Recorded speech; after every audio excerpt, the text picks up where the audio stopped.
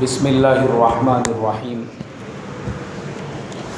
نحمدہ ونصلی علی رسولہ الکریم اما بعد۔ محترم بھائیوں، بزرگوں، دوستوں، اللہ کے فضل و کرم سے آج ہم نے تیسری تراویح مکمل کی اور انشاءاللہ تفسیر بھی ہم لوگ تیسرے پارے کی ہی سنیں گے۔ تیسرے پارے کے پہلے صفحے پر آیت الکرسی ہے، جس کے بے شمار فضائل ہے۔ ہر مسلمان نے آیت الکرسی یاد کرنا چاہیے۔ اللہ کے پیارے نبی صلی اللہ علیہ وسلم نے فرمایا کہ جو آدمی فرض نماز کے بعد آیت الکرسی پڑھتا ہے، اللہ تبارک و تعالی اس آدمی اور موت کے درمیان، اس آدمی اور جنت کے درمیان میں صرف موت ہی حائل ہوتی ہے۔ اگر موت نہیں رہیں گی تو وہ آدمی ڈائریکٹ کہاں جائیں گا بھائی؟ جنت میں جائیں گا۔ آیت الکرسی پڑھنے کا اتنا بڑا فائدہ ہے۔ اور پھر دوسری فضیلت بیان کی کہ جو آدمی رات میں سوتے وقت آیت الکرسی پڑھتا ہے، اللہ تبارک و تعالی صبح تک اس کی حفاظت کے لیے ایک فرشتے کو مقرر فرماتے ہیں، اور وہ فرشتہ صبح ہونے تک اس آدمی کی حفاظت کرتا ہے۔ تو اس کے لیے ہر مسلمان نے آیت الکرسی، ایک ایسی آیت ہے قرآن پاک کی، اگر آپ نے دعوت دی ہے، کھانے میں آپ کو کمی محسوس ہو رہی ہے تو آپ 11 مرتبہ آیت الکرسی پڑھ کے اس پہ دم کر دیجئے۔ اللہ تبارک و تعالی اس کھانے میں اتنی برکت عطا فرمائیں گا کہ وہ سارے لوگوں کے لیے کافی ہو جائے گا۔ آپ کہیں پہ انٹرویو دینے کے لیے جا رہے ہیں، آپ کے دل میں ڈر ہے، خوف ہے کہ سامنے والے کے سامنے میں کیسے سوالات کا جواب دوں گا، یا آپ کا کانفیڈنس وہ لو ہو رہا ہے، 3 مرتبہ آیت الکرسی پڑھیے۔ اللہ تبارک و تعالی آپ کے اندر ہمت اور طاقت دونوں بھی پیدا فرمائیں گے۔ آپ کو ڈر لگ رہا ہے، گھبراہٹ ہو رہی ہے، بے چینی ہو رہی ہے، رات میں نیند نہیں آ رہی ہے، تو 3 مرتبہ آیت الکرسی پڑھ کر اپنے آنکھ پہ ہی دم کر لیجئے۔ اللہ تبارک و تعالی آپ کے دل میں مضبوطی پیدا فرمائیں گے۔ تو یہ جو آیت الکرسی ہے، اتنی پاورفل آیت ہے، ہر مسلمان کو یاد ہونا چاہیے۔ اسی لیے ہمارے مکتب میں ہم ہر بچے کو یاد دلاتے ہیں، چھوٹے سے چھوٹے بچے کو بھی آپ پڑھا سکتے ہیں اور خود بھی گھر کے اندر ان کے ذریعے سے سیکھ سکتے ہیں۔ تو ہر آدمی نے سیکھنے کی فکر اور کوشش کرنا چاہیے، کریں گے انشاءاللہ۔ اب میرے محترم بزرگوں، ہم آگے بڑھتے ہیں۔ حضرت ابراہیم علیہ السلام کا واقعہ بیان کیا۔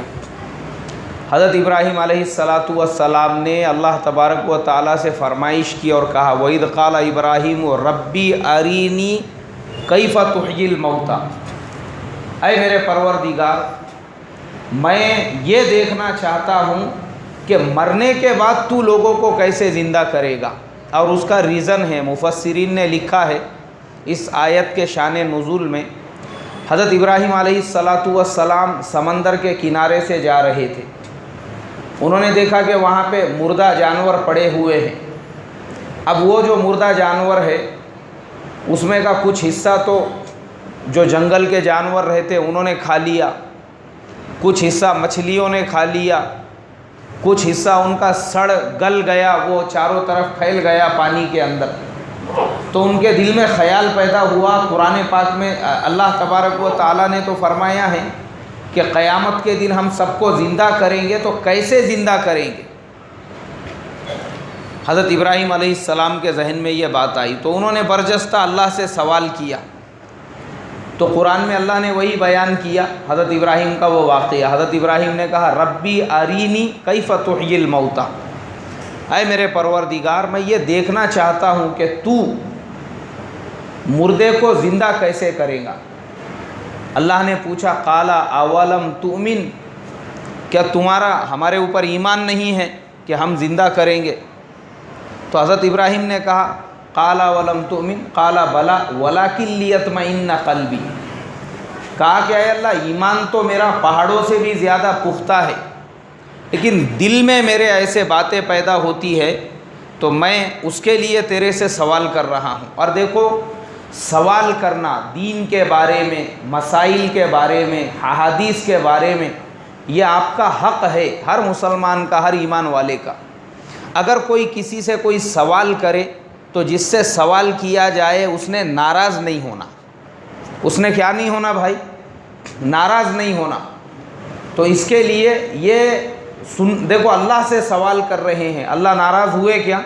نہیں ناراض ہوئے۔ تو اللہ نے کیا کہا؟ فَخُذْ أَرْبَعَةً مِّنَ الطَّيْرِ، 4 پرندے لو الگ الگ قسم کے۔ حضرت ابراہیم نے وہ 4 الگ الگ قسم کے پرندے لیے، ان کو ذبح کیا۔ اللہ نے کہا کہ ان کے گوشت کو آپس میں مکس کر دو قیمہ بنا کے۔ حضرت ابراہیم نے ان کا قیمہ بنایا، اس کو مکس کیا، اور وہاں پر جو ہے 4 پہاڑ تھے۔ اللہ تعالیٰ نے کہا وہ مکس جو ہے وہ ہر پہاڑ پہ تھوڑا تھوڑا لے جا کے رکھ دو۔ حضرت ابراہیم نے سارے پہاڑوں پہ جب وہ تھوڑا تھوڑا لے جا کر رکھ دیا تو اللہ تبارک و تعالیٰ نے کہا کہ ابراہیم اب ان کو آواز دو، بلاؤ اپنی طرف۔ اب حضرت ابراہیم علیہ السلام نے جب ان پرندوں کا نام لے کر آواز دی تو یہ پہاڑ سے ایک بوٹی، وہ پہاڑ سے ایک ہڈی، یہ پہاڑ سے ایک پر، وہ پہاڑ سے ایک پیر، ایسا ہر پہاڑ سے تھوڑا تھوڑا تھوڑا نکلا، اور وہ سب ایک جگہ جمع ہو گیا۔ اور جو 4 پرندے تھے وہ چاروں کیا چاروں جیسے پہلے اپنی شکل کے اندر تھے، دوبارہ ویسے ہی ہو گئے، اور حضرت ابراہیم علیہ السلام کی طرف دوڑنے لگے۔ فوراً حضرت ابراہیم علیہ السلام سجدے میں چلے گئے، اور سجدے میں جانے کے بعد حضرت ابراہیم علیہ السلام نے اللہ تبارک و تعالیٰ کا شکر ادا کیا اور کہا کہ اے میرے پروردگار، بے شک تو ہی ہر چیز کے اوپر قدرت رکھنے والا ہے، اور کوئی بھی چیز تیرے کنٹرول سے باہر کی نہیں ہے۔ یہ واقعہ ہزاروں سال پہلے کا ہے۔ اب میں آپ کو آج کے سائنٹیفک حساب سے بتاتا ہوں۔ آج کے زمانے میں ڈی این اے نکلا ہوا ہے۔ کیا نکلا ہوا ہے بھائی؟ ڈی این اے ٹیسٹ جو کیا جاتا ہے، آج کے زمانے میں ڈی این اے ٹیسٹ نکلا ہوا ہے۔ دیکھو اللہ تبارک و تعالیٰ نے آج ایک انسان کو، خدا کی طاقت بہت آگے کی بات ہے، ایک منی کے قطرے سے، ایک پانی سے پیدا ہویا ہوا انسان جو بے بس بے کس تھا، اس کو اتنی عقل دے دی، اس کو اتنا دماغ دے دیا کہ لوگ، بہت سارے جو سائنٹسٹ ہیں، انہوں نے وہ علاقے، فلسطین کا، اسرائیل کا جو علاقہ ہے، نبیوں پہ وہ لوگ ریسرچ اور تحقیقات کرنے لگے کہ کہاں پہ کون سے نبی رہتے تھے۔ وہ مٹی جو تھی، وہ مٹی کے ڈی این اے سے انہوں نے یہ معلوم کیا کہ یہاں پہ کون رہتا تھا اور وہاں پہ کون رہتا تھا۔ پرانے زمانے کے گھر ملے ان کو، کھنڈرات ملے زمین کے اندر، انہوں نے جو کھدانے کھودے اس کے اندر پورے گھر ملے، پہلے زمانے کے ہزاروں سال پہلے جو لوگ رہتے تھے، مٹی میں سے انہوں نے ڈی این اے نکالا۔ آپ سوچو سائنس نے کتنی ترقی کر لی۔ ڈی این اے ایک ایسی ٹیکنالوجی ہے جس نے یہ سارے سوالات کا آپ کو جواب دے دیا۔ اسی لیے ڈی این اے کے ذریعے سے یہ پتہ چلا۔ اب ہم لوگوں کو کیا معلوم ہے؟ ہم کو خالی اتنا معلوم ہے کہ ہمارا ہاتھ کا جو انگوٹھا ہے، پوری دنیا میں اللہ تعالیٰ نے ہر ایک کا الگ الگ بنایا ہوا ہے نا بھائی؟ اتنا ہی معلوم ہے نا؟ ایسا نہیں ہے۔ آپ کے داڑھی کے جو بال ہیں، پوری دنیا میں ہر انسان کے داڑھی کے بال بھی الگ الگ ہیں۔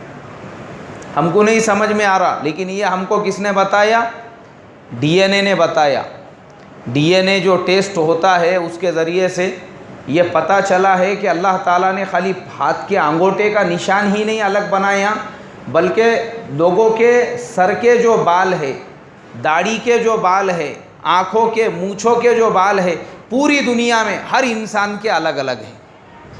اور اپنے کو بال کیسے نظر آتے؟ ایک دم ہم کو چکنے بال نظر آتے، بہترین بال نظر آتے، ایسا نہیں ہے۔ بالوں میں بھی کھڑبڑا پن ہے، لیکن جب وہ ڈی این اے کے اندر آتے ہیں تب پتہ چلتا ہے کون سا بال کس کا ہے اور یہ کہاں کا ہے، داڑھی کا ہے، مونچھ کا ہے۔ اسی لیے امریکہ کے اندر جو وہاں کی پولیس ہے، جسے FBI کہا جاتا ہے، ان لوگوں نے، ایک آدمی نے 1972 کے اندر ایک قتل کیا۔ اب 1972 کا زمانہ ایسا تھا کہ اس زمانے میں ڈی این اے مشینیں وغیرہ نہیں تھی، لیکن جس نے قتل کیا تھا وہاں پہ پولیس کو کچھ بال مل گئے تھے، وہاں سے کچھ بال مل گئے، کچھ ان کو جو ہے نشانات مل گئے، انہوں نے وہ پورے جمع کیے اور اپنے پاس میں لے کر آ گئے۔ اب یہ ڈی این اے کب آیا؟ یہ 1990 کے بعد آیا۔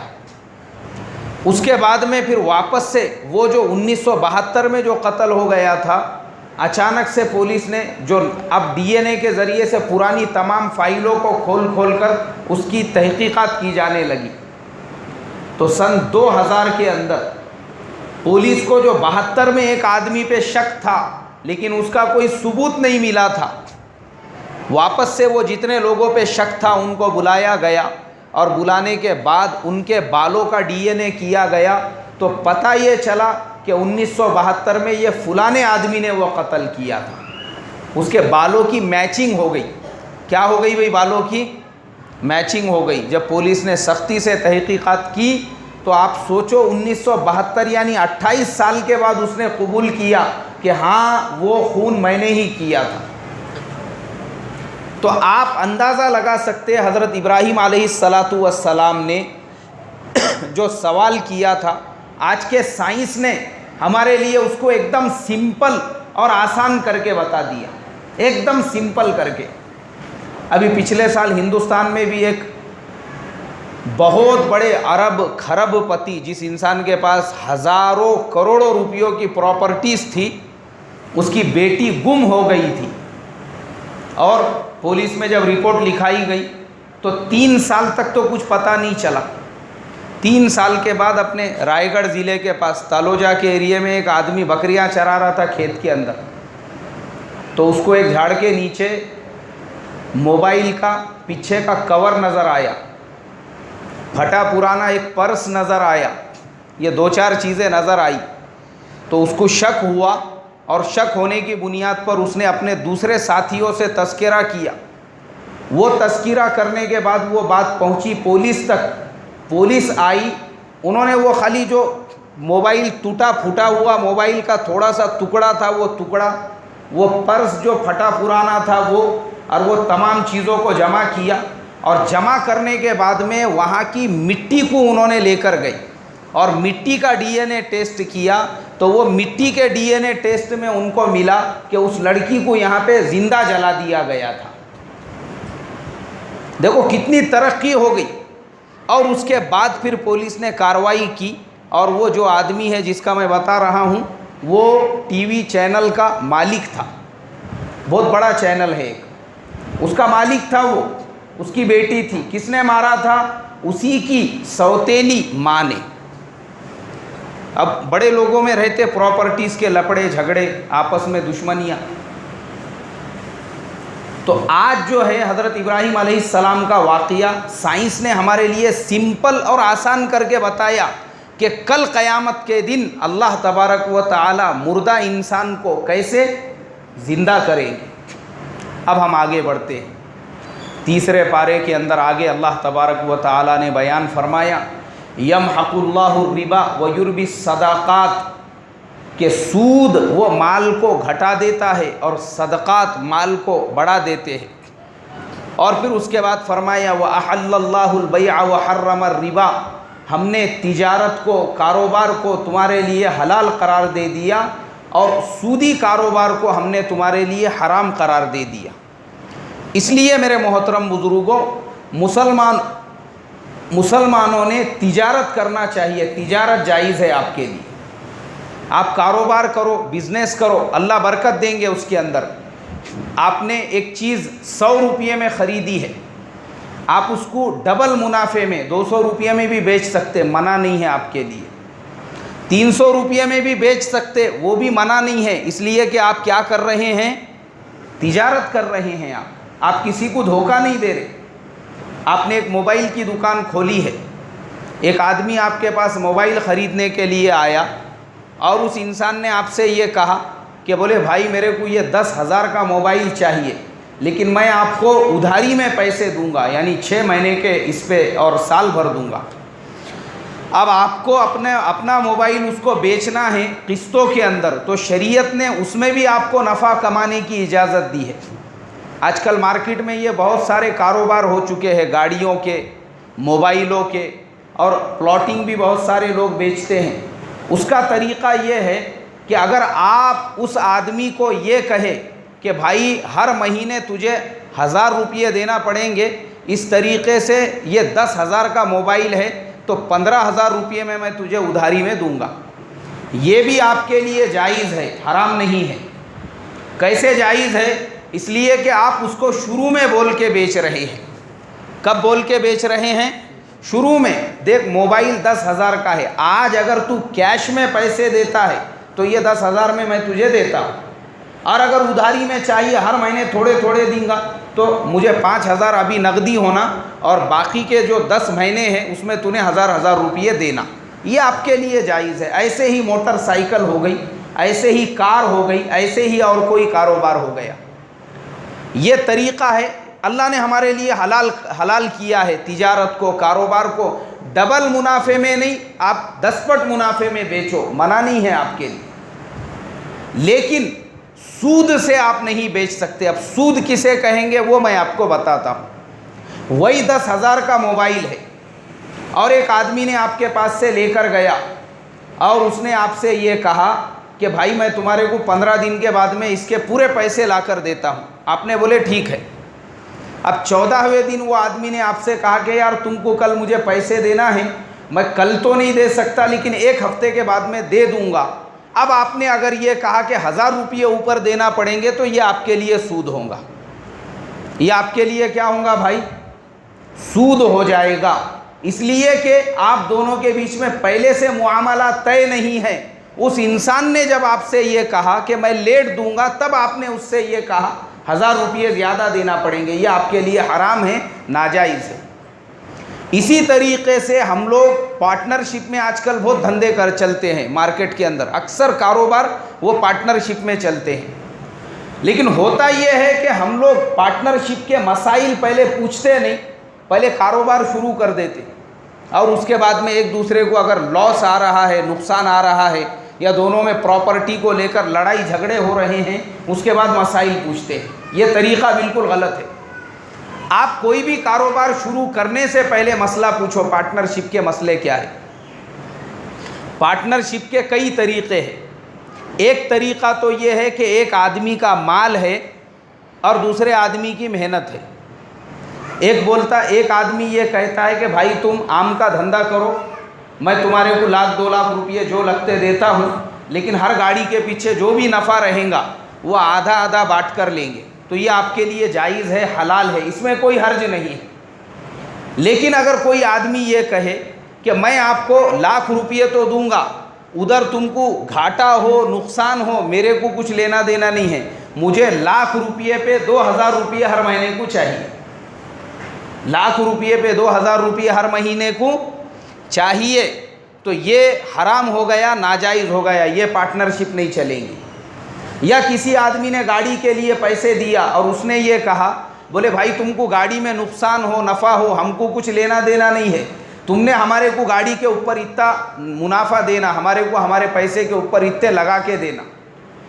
یہ حرام ہوگا، ناجائز ہوگا. یہ تجارت نہیں چلے گی. اب پارٹنرشپ میں ایسا بھی ہوتا ہے، ایک آدمی نے 2,00,000 روپیے لگائی اور ایک آدمی محنت کر رہا ہے بیلوں کے جیسی. اب وہ جس نے 2,00,000 روپیے لگائے تھے دونوں نے مل کے کوئی مال لائے، کوئی سامان لائے، اس کو بیچے اور پوری محنت کرنے کے بعد میں بھی وہ 2,00,000 کے 2.5 کی بجائے وہ 2,00,000 کے 1,60,000 روپیے ہو گئے اور ان میں ان کو کتنے ہزار کا نقصان ہو گیا؟ 40,000 کا. اب جو 40,000 کا نقصان ہوا ہے تو ہمارے یہاں مارکیٹ میں کیا کرتے ہیں کہ جو محنت کرنے والا ہے اس کو کہا جاتا ہے کہ 20,000 کا نقصان تیرا اور 20,000 کا نقصان میرا، دونوں کے بیچ میں نقصان کو تقسیم کر دیے. یہ غلط ہے.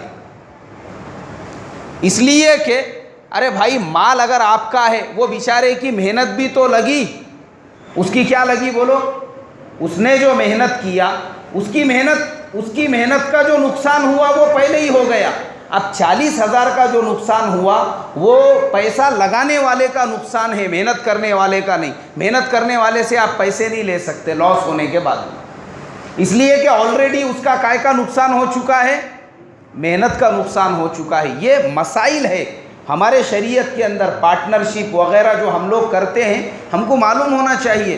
بہت سارے مسلمان ہیں، مجھے معلوم ہے، وہ رکشے دلا کے دیتے لوگوں کو، اور وہ کیا بولتے کہ بھئی دیکھو ہم نے تمہارے کو 1 لاکھ کا رکشہ دلا کے دی، ہر مہینے کو تم نے ہم کو 2000 روپئے دینا، وہ 1 لاکھ جیسے کہ ویسے رہیں گے.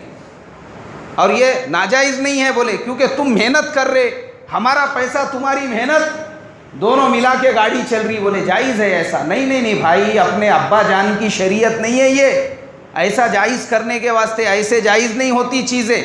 آپ کو پوچھنا پڑے گا، معلوم کرنا پڑے گا. آپ نے ہر مہینے جو ایک اماؤنٹ طے کر دیا، وہ لینا جائز نہیں ہے آپ کے لیے. آج میرے محترم بزرگوں، مسلمان جو بہت زیادہ پریشان ہیں، وہ ان بیاج کے چکروں میں پڑنے کی وجہ سے ہے. اکثر مسلمان انہی چکروں کے اندر پریشان ہیں. تو اس کے لیے چاہے ہمارا کاروبار چھوٹا ہو، لیکن وہ حلال کا ہونا چاہیے. کائے کا ہونا چاہیے بھائی؟ حلال کا ہونا چاہیے. اور اگر ہم کو ضرورت ہی پڑتی ہے قرض لینے کی، تو ہم گورنمنٹ سے قرض لیں، بجائے باہر جو ساہوکار لوگ قرضہ دیتے ہیں 20% سے، ان سے قرضہ نہ لے. ہندوستان میں گورنمنٹ نے مسلمانوں کے لیے مولانا آزاد کارپوریشن لمیٹڈ کی بنیاد ڈالی ہے. اس میں مسلمانوں کو سود نہیں لگتا، اس میں آپ کو سبسڈی ملتی ہے. اگر آپ قرض لیتے ہیں، کوئی کاروبار شروع کرتے ہیں اور برابر ٹائم پہ ادا کرتے ہیں، تو گورنمنٹ آپ کو اس کے اندر سبسڈی دیتی ہے، آپ کو سہولت دیتی ہے، اس میں آپ سے انٹرسٹ نہیں لیتی. ان سے ہم نے فائدہ اٹھانا چاہیے. اسی طریقے سے میرے محترم بزرگوں، چونکہ ہم لوگ ہندوستان میں رہتے ہیں، اب بہت سارے مسائل اور معاملات ہمارے سامنے آتے ہیں. جیسے مثال کے طور پہ ہمارے ہندوستان کے اندر ہیلتھ انشورنس ہے، میڈی کلیم ہے، دکانوں کا انشورنس ہے، جان کا انشورنس ہے. مسلمانوں نے اس کے بھی مسائل معلوم کرنا چاہیے کہ کون سا انشورنس مسلمانوں کے لیے حلال ہے، جائز ہے، اور کون سا ناجائز ہے. اب چونکہ ہم جس ملک میں رہ رہے، یہ سعودی عربیہ اسلامی ملک نہیں ہے، یہ کفرستان ہے یہ. تو یہاں کے اعتبار سے اللہ کے شریعت کے جو بہت سارے احکامات ہیں، ہمارے علماء نے یہاں کے حالات کے اعتبار سے اس میں مسائل کو مستنبط کیا ہے. اب یہاں دنگے ہوتے ہیں، فسادات ہوتے ہیں، مسلمانوں کی جان کا بھی نقصان ہوتا ہے، مال کا بھی، دکانوں کا بھی، پورے کے پورے بازاروں کو آگ لگا دی جاتی ہے. ایسی حالت میں کیا کرتے ہیں مسلمان؟ پھر وہ ایک دوسرے سے مدد مانگتے ہیں. تو ہمارے علماء نے آج سے 60 سال پہلے یہ فیصلہ کیا تھا. فقہ اکیڈمی کی بیٹھک میں حضرت مولانا سید ابو الحسن علی ندوی رحمۃ اللہ علیہ اس کے صدر تھے، کہ ہندوستان کے جو حالات ہیں اس کے حساب سے ہندوستان کے مسلمانوں نے اپنے دکان، اپنے کاروبار، اپنے کارخانے، اپنی گاڑیاں، ان چیزوں کا ہر وقت میں انشورنس بنا کے رکھنا چاہیے. ہم کو اجازت دی گئی ہے، چونکہ مسلمان ایسے حالات کے اندر ہیں. اسی طریقے سے میڈی کلیم ہوتا ہے. اب میڈی کلیم ہمارے میں سے بہت ساروں کو معلوم ہی نہیں ہوگا کیا ہوتا ہے. وجہ یہ ہے کہ ہم نے کبھی سنے نہیں اس کے بارے میں. آپ کو معلوم ہونا چاہیے، آج کل بڑی بڑی بیماریاں نکل گئی. کڈنی میں انفیکشن ہو گیا، جانچ کرنے کے لیے گئے، ڈاکٹر نے کہا کہ آپ کی کڈنی خراب ہو گئی ہے، اس کو بدلنا پڑے گا. 14 لاکھ 15 لاکھ روپئے کا خرچہ. گھر بھی بیچے، دکان بھی بیچے تو اتنے پیسے نہیں آئیں گے. اب کہاں سے پیسے لے کر آئیں گے؟ کینسر کی بیماری ہو گئی، اس کا ایک جو کیمو رہتا وہ 1 لاکھ روپئے کا رہتا. ویسے 7 کیمو لے کے اس کے اور الگ خرچے الگ، ایسا 10 سے 15 لاکھ روپئے کہاں سے لے کر آئیں گے؟ تو پچھلے سال فقہ اکیڈمی کی بیٹھک ہوئی تھی جموں کشمیر کے اندر بانڈی پورہ میں، مدرسہ رحیمیہ، اور وہاں پر ہمارے ہندوستان کے پورے مفتی اور فقہ اکیڈمی کے ذمہ داروں نے یہ فیصلہ کیا کہ بھائی ہندوستان میں جو رہنے والے مسلمان ہیں، انہوں نے، ان کے لیے اجازت ہے ایسے بڑے بڑے بیماریوں کا وہ انشورنس نکال کے رکھ سکتے ہیں، میڈی کلیم نکال کے رکھ سکتے ہیں. تو اس کے لیے میرے محترم بزرگوں، ہم مسلمانوں کو یہ باتیں معلوم ہونا چاہیے. چونکہ میں اکثر دواخانوں میں آتے جاتے رہتا ہوں تو میں دیکھتا ہوں لوگوں نے گاڑی بیچ دیے، پلاٹ بیچ دیے، فلیٹ بیچ دیے، گھر بیچ دیے. اس کے بعد میں بھی جو ہاسپٹل کا پورا بل تھا وہ ابھی تک ختم نہیں ہوا. وجہ یہ ہے کہ ان کو بیچاروں کو میڈیکلیم کے بارے میں معلوم نہیں، اور ہمارے کمپیریزن میں جو غیر ایمان والے ہوتے ہیں وہ آرام سے ہاسپٹل کی گاڑی کے اندر آتے ہیں، اور ہاسپٹل میں سب سے مہنگا جو روم ہے اس کے اندر اپنے پیشنٹ کا علاج کراتے ہیں، تو اپنے ذہن میں یہ بات آتی ہے کہ بھائی اس کے پاس اتنا پیسہ کہاں سے آیا؟ بعد میں پتہ چلتا ہے کہ یہ پیسہ اپنے جیب سے نہیں دے رہا ہے، اس کا پورا پیسہ میڈیکل انشورنس کمپنی دینے والی ہے۔ تو اس کے لیے میرے محترم بزرگوں، کیا حلال ہے کیا حرام ہے، اس کا علم ہم کو ہونا ضروری ہے، چونکہ ہم جن حالات میں زندگی گزار رہے ہیں اسی اعتبار سے ہمارے علماء نے ہم کو یہ تمام باتوں کی سہولت اور حالات کے اعتبار سے جو ہے مجبوری میں ان سب چیزوں کی اجازت دی ہے، تو ہم نے بھی ان سے فائدہ حاصل کرنا چاہیے، اور جو بات ہمارے سمجھ میں نہ آئے ہم کو اسے پوچھ کر اس کا کلیئریفیکیشن کرنا چاہیے، کریں گے انشاءاللہ۔ اللہ مجھے آپ کو عمل کی توفیق عطا فرمائے۔ سبحان اللہ و بحمدہ، سبحانک اللہم و بحمدک، نشہد ان لا الہ الا انت، نستغفرک و نتوب الیک۔ سبحان ربک رب العزت۔